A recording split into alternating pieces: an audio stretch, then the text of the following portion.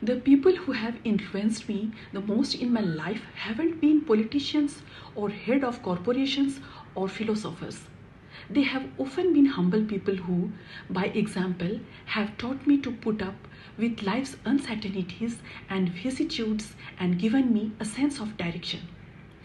One of them was my childhood friend Lipika.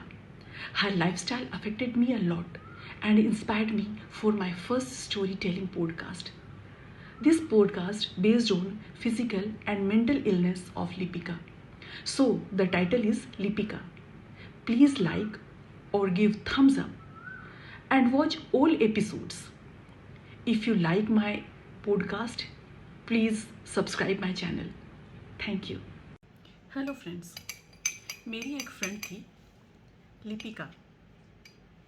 थी मतलब आज भी है। हम दोनों बचपन के दोस्त थे। हम साथ साथ स्कूल गए, साथ साथ कॉलेज भी गए। और जब हम बड़े हुए तो लिपिका को किसी से प्यार हो गया। हमारा कॉलेज का ग्रुप काफ़ी बड़ा था। हमारे ग्रुप के ही एक लड़के से लिपिका को प्यार हो गया जिसका नाम था रितेश। प्यार तो मुझे भी हुआ, लेकिन वो मुझसे काफ़ी दूर था और ये वन साइडेड ही रहा। उसका नाम मैं नहीं लेना चाहती क्योंकि उसका एक खुशहाल परिवार है और मैं उसके परिवार को शक के दायरे में नहीं लाना चाहती हूँ। चलिए हिंट्स दे ही देती हूँ। मेरे पिताजी की पोस्टिंग थी शिलोंग और अक्सर मैं माँ के साथ आया जाया करती थी। वो वहीं रहता था, लेकिन हमेशा दूर का चांद ही रहा।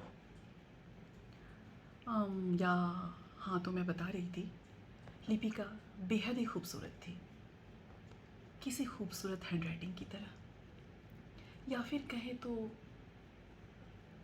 किसी खूबसूरत वर्णमाला की उन लिपियों की तरह जो बेहद ही खूबसूरत तरीके से उकेरी हुई है। हम दोनों साथ साथ स्कूल जाते थे, कॉलेज जाते थे, खेलते थे।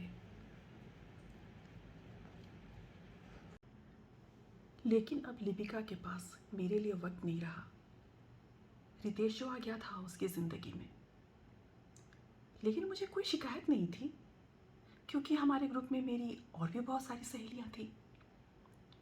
जब भी रितेश और लिपिका एक दूसरे का हाथ पकड़कर साथ साथ चलते थे, पीछे से हम उन्हें कमेंट करते, L for Lipika left, R for Ritesh right, left right left right. Lipika का दीवानगी रितेश के लिए बढ़ती ही जा रही थी।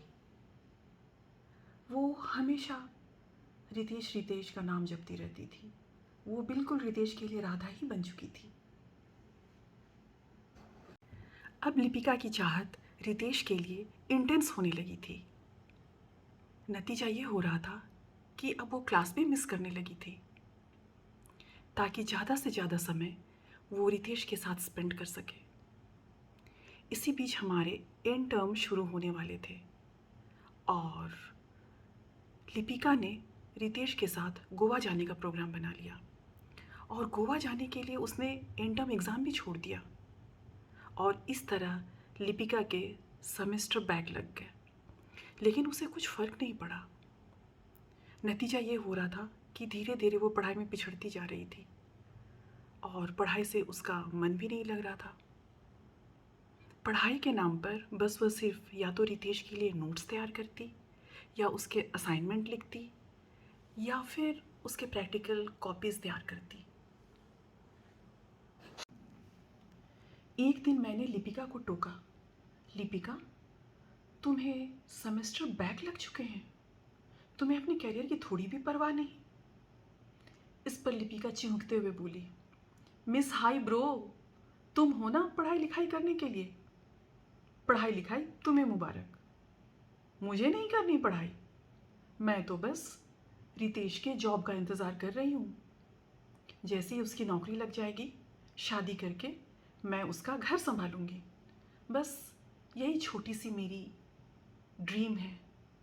तुम देखो बड़े बड़े सपने, आईएएस बनो, जज बनो, नेता बनो।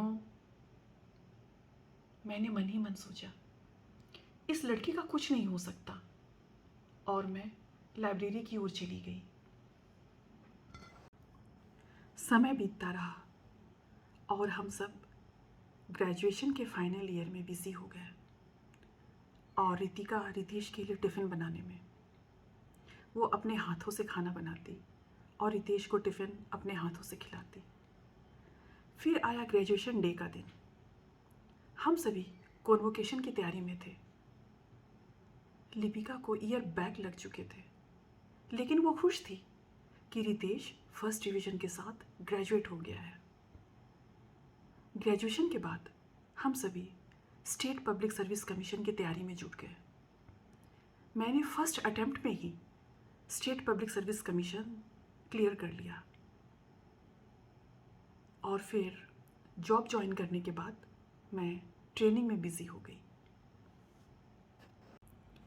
रितेश भी जॉब के लिए स्ट्रगल कर रहा था, इसलिए वह लिपिका को ज़्यादा समय नहीं दे पा रहा था।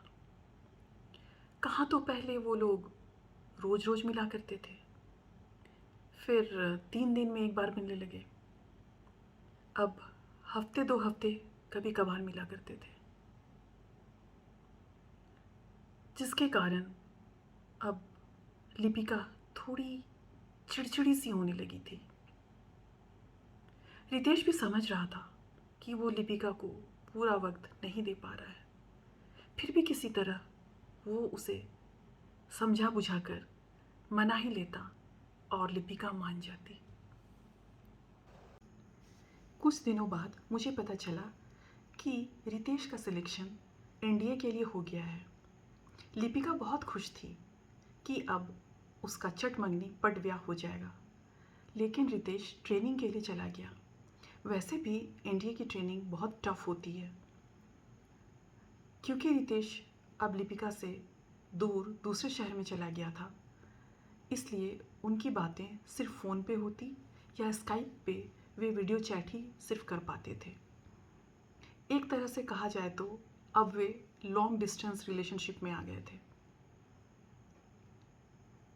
धीरे धीरे रितेश का फ़ोन कॉल्स का जो सिलसिला था वो कम होने लगा, या स्काइप पे वीडियो चैट भी कम होने लगी, जिससे रितिका कुछ परेशान सी रहने लगी थी। लेकिन फिर भी रितेश अपने व्यस्तता की बातें और ट्रेनिंग की बातें बताकर उसे समझा ही लेता था।